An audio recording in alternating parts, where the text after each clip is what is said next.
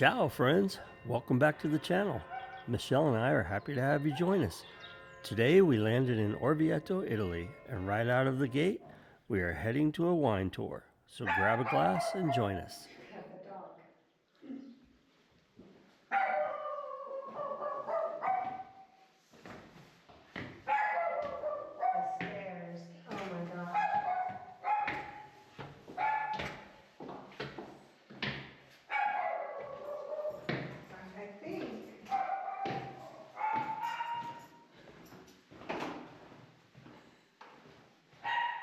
She said at night that there's a...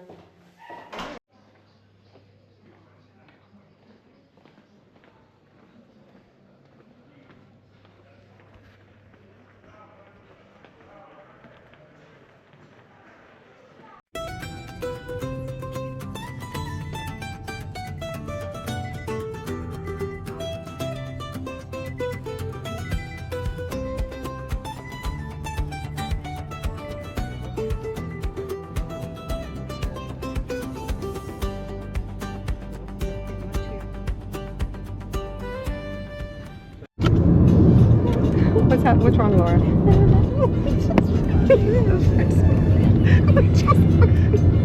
This car ride is like a roller coaster, and there are 3 of us in the back seat, and then there's the passenger prince right there.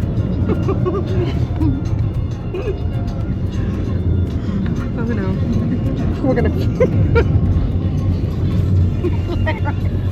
I feel like I'm on a roller coaster. And it's cheesy carnival.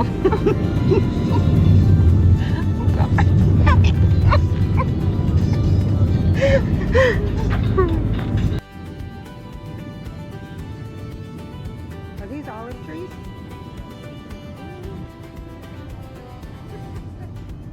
The drive from Orvieto to Decugnano Dei Barbi is an experience all by itself. Everywhere you look, there are rolling green hills, vineyards, and charming countryside views that make this part of Italy so special. It's the perfect setting as we head toward one of the region's renowned wineries for an afternoon of wine tasting and exploration. As we arrive at Decugnano Dei Barbi, we're visiting a winery with a story that stretches back more than 800 years. Wine has been made on these hills since 1212, when the land supplied wine to the clergy of Orvieto. Revived by Claudio Barbi in the 1970s, the estate became a pioneer in Italian winemaking, producing Umbria's first traditional method, sparkling wine, and Italy's first noble rot dessert wine. Today, the Barbi family continues that tradition on these beautiful hills, where vineyards grow on ancient seabeds filled with marine fossils, creating wines that are truly unique to this corner of Umbria.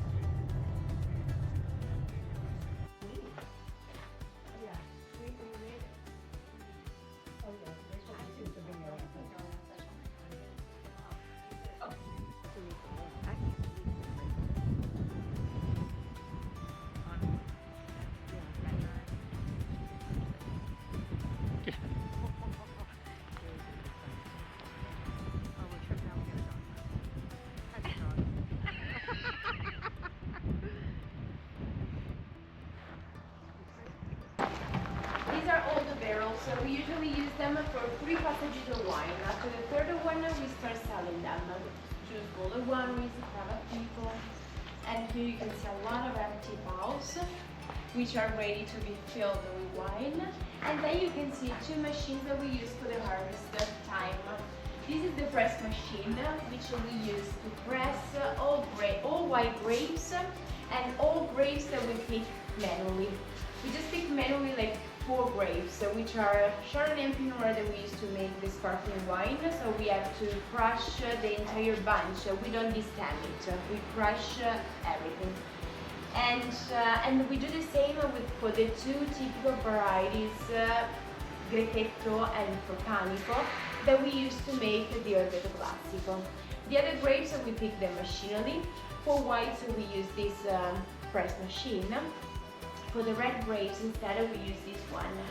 This is a modern destem machine, and we just used it for the first time last year for Harvest 2025.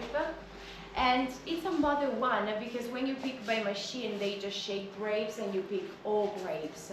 But this one then makes a selection, so we don't have to make a selection. It makes a selection of grapes, and we don't need to, and it separates the grapes from the stem. Wow. But then we don't need to crush them, because for the red wines we have to leave the skins for maceration, so to give flavors, aromas and color.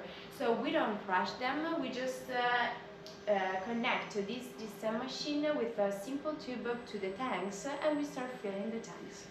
And that's it. So it's also faster. Wow. Cool. Yeah.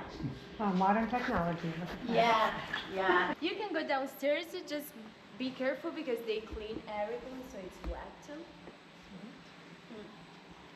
In room, today we have 4 different rooms. So everything is in the metal? Not in Most of barrels? it, yeah, because when they came here in the 70s, everyone aged the wine in barrels. But they noticed that in Orvieto we have like 3 different areas and 3 different soils. On this side of the hill, the soil is an ancient seafloor. So we talk about like 2 million years ago, everything was underwater. So the soil that we have here is rich in sand and fossils of shells and oysters that we still find today. So to keep the freshness and minerality, and we sometimes talk about saltiness to our wines, they decided to try to mostly age their wines in stainless steel. And this was the biggest innovation from this family in Orvieto, because instead of the north they already used the stainless steel. Here, no. And they are neutral, so you can keep the minerality and the freshness from the soil. For this reason, also today we mostly age in stainless steel. We only have like 60, 70 French oak barrels that we use to age a couple of red varieties, and 4 French oak barrels for whites, because we age, we open 5% of Chardonnay for 6 months, and we reuse the same 4 to oak 5% of Sauvignon Blanc for a couple of months. That's it. Just at the end of the aging, we start blending the different varieties of grapes. This is also because we try to keep the same percentage for each vintage.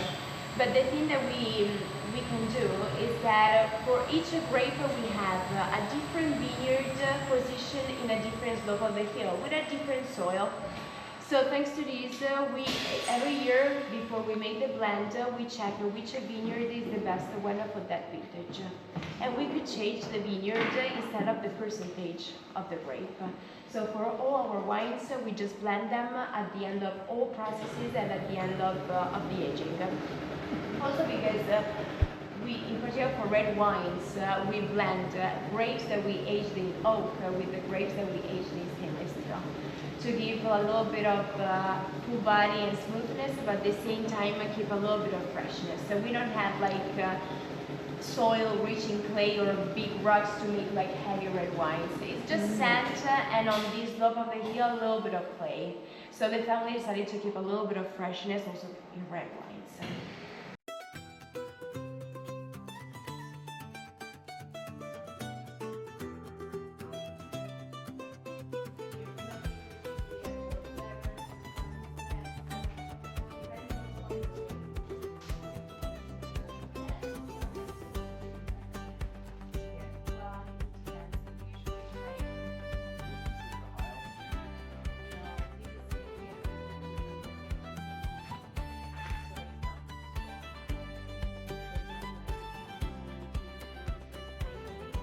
Pinot Noir, and they try to make 100% of Pinot Noir because it's more common up the north, but here is not too high, so they could produce it just like in specific vintages, and then they decided to stop producing it. For example, 40 minutes from here, there's Castello della Sala is one of the Antinori properties. Antinori is the most famous winery in family. In Italy, they have a lot of different wineries in different regions. They are 40 minutes from here, but the altitude is 550 meters above the sea level, so they produce 100% of Pinot Noir, and it's a great wine. But yeah, you can see like just 40 minutes, 350 meters, 550, completely different. Okay. Wow. Yeah. And what is the I hear about picking certain grapes on a full moon if it corresponds with when it's ready? We don't Is do that helpful? It's, no, it's more like for biodynamic wines. Okay. Yeah, which are like more natural. They follow the moon and a lot of like philosophies, like grandparents did like in the past. No, it's because we use modern technology and we go out and look at the I mean, for example, for the sparkling wine, we look to the moon because if it's the full moon, we can disgorge the sparkling because there's a higher pressure inside the bowl, and when you open to disgorge and you eliminate the sediments, you eliminate all wine that you have in the bowl because it pushes out all sediments frozen. And there's a high pressure, so like you eliminate all wine from the bowl. The bowl is empty. It's just for the moon. So for the sparkling wine, yes, but for the other wines, no. I remember like my father still makes wine, and he looks to the moon. But it's like an homemade wine, and biodynamic wineries they do the same. Yeah, but in general for the other wines here, no, we don't look to the moon. Yeah. And so here we age all our wines in the bowl. So you can see different vintages, all our wines. They stay in horizontal position and they stay in a pallet. Each pallet is covered with 40 bowls, so they need also less space to keep them here. And you can see like 4 French barrels. These are the 4 that we used to age our whites. Now we are aging Chardonnay from vintage 2025. At the end of this aging, we will blend it with the other grapes that we are aging in stainless steel. And we will fill them again, but this time with Sauvignon Blanc from vintage 2025, which ages for a couple of months. All French barrels. And you can see some of them also here, but these are empty. We will use them in a full 5 months. For the red wine, for Cabernet Sauvignon from vintage 2024. This is because we only oak 2 red varieties. So one is Syrah, which ages for 1 year, 1 year and a half, depending on the vintages. And we just started aging Syrah a couple of months ago. Instead, Cabernet Sauvignon ages for 6 to 8 months. So we usually wait 4 or 5 months more, and then we will fill them with Cabernet Sauvignon, and we will bring them back to the caves because we age our red wines inside some caves, and now we just put them. Just at the end, we start labeling for these. Yeah.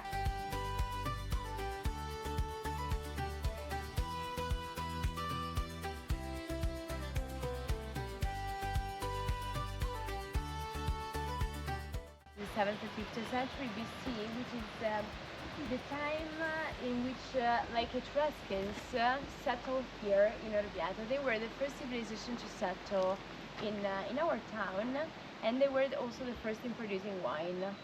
So they also discovered metals, so they had the tools to make caves, and they discovered that inside the caves you can have the natural and constant temperature, which is like 51 Fahrenheit all year round. So it was they were perfect to make and storage wine. If you go to Orvieto and you visit the Orvieto underground, they are all caves, they turn around the cliff. And they originally had 3 different levels because they discovered that on each level there was a different temperature, which was perfect to make a completely different process to make their wine. And when the family started buying, these are the slopes to plant more vines, they discovered to have 10 caves on this slope of the hill. They started restoring the first three because they were the biggest. And they were perfect to age the sparkling wine and red wine in barrels. Wow. Consider that in the first two caves are completely dry, so perfect for the sparkling wine. Instead, the third one, even if they are all connected, in the third one we have 80-85% of humidity, which is natural humidity just because the cave is completely under the hill. There are a lot of trees from top, so it never sees the light of the sun. And it creates like this humidity, mold. And now you see, we start from the first one and we continue inside.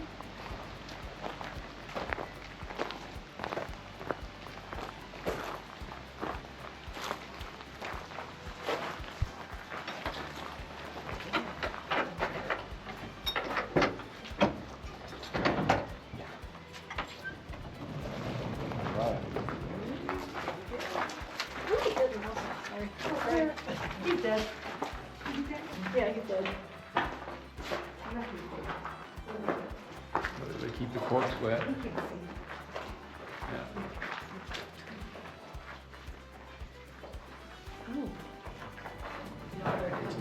Yeah.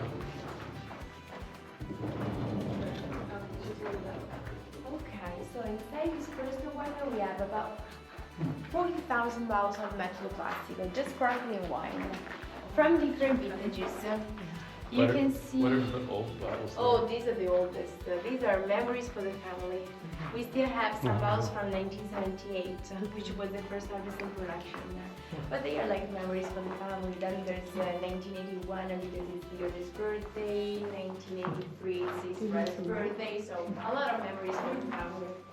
But these other bottles in the middle, for example, are from vintage 2021, which is the same vintage that we started selling at the end of January. But I told you before, we still make everything manually. So we usually make the same process for the same vintage 4 times a year, for like 3,000-4,000 bottles at a time, no more. And then you can see some ones like this. They are aging here. This is the longest process. We start from the harvest, so we usually start picking Chardonnay and Pinot Noir at the first week of August, and then wine stays in stainless steel for 10 months. So in general, when it's like the end of June, we start blending these two grapes. We bottle them, and we have to induce the second fermentation. So it means that we put inside each bottle a mix of sugar and selected yeast, and the yeast they start eating sugars, and we get the bubbles of the sparkling wine. And alcohol. For this reason, when we bottle them, we don't cork them, but we use a crown cap, like the beer. Oh. It's the same of the beer cap. We bring here all bottles and we position them in a wall, because they stay here for minimum 42 months.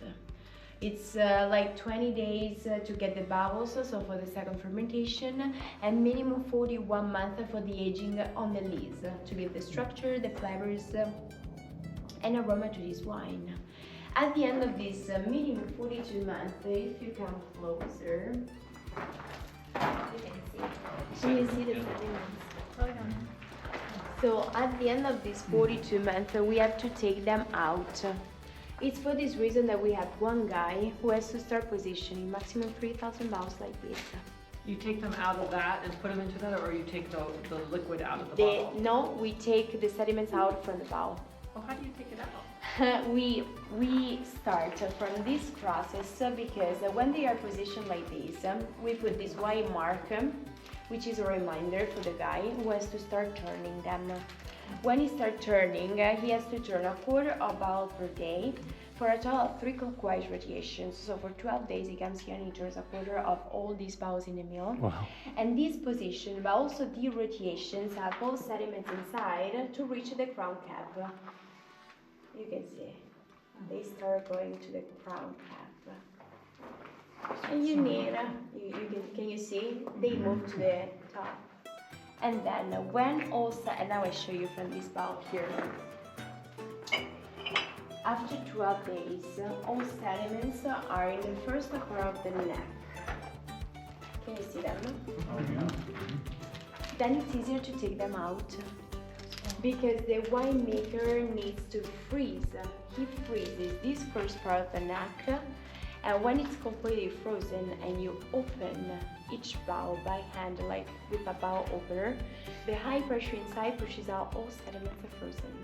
It's also for this reason that we have to be faster, because when you open in just 1 second, it pushes out all sediments are frozen, and we lose like 10-15 milliliters of wine.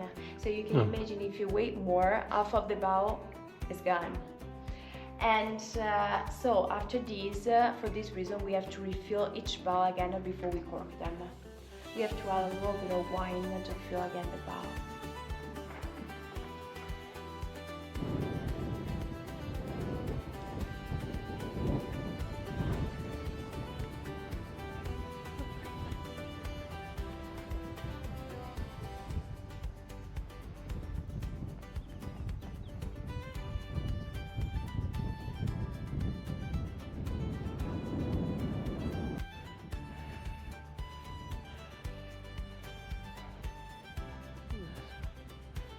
And somehow our day ended in the most casual way possible, drinking wine in a church that's been standing since the 1200s.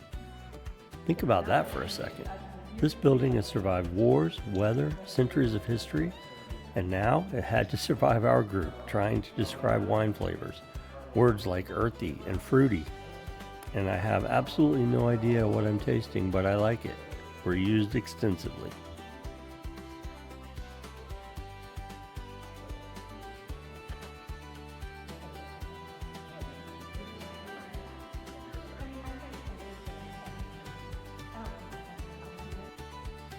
As the glasses emptied and the laughter got a little louder, we took one last look across the vineyards. Row after row of grapes, beautiful scenery, and just enough wine to convince ourselves we'd make excellent vineyard owners. Spoiler alert, we would not. But that's what makes days like this so memorable. Great views, great company, and a little history, and a lot of moments that probably seemed like a good idea at the time. Thanks for joining us on this adventure. If you enjoyed the ride, hit that like button, subscribe, and tell us where we should wander off to next.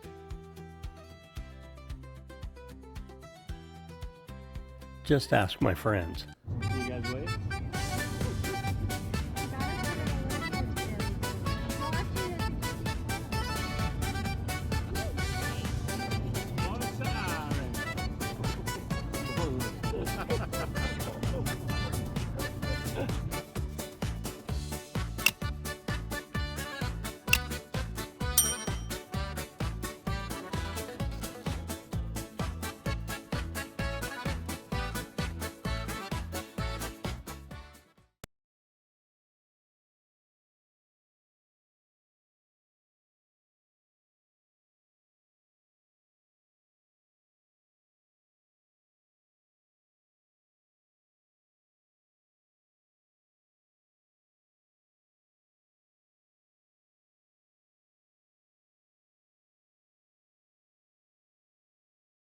Just ask my friends.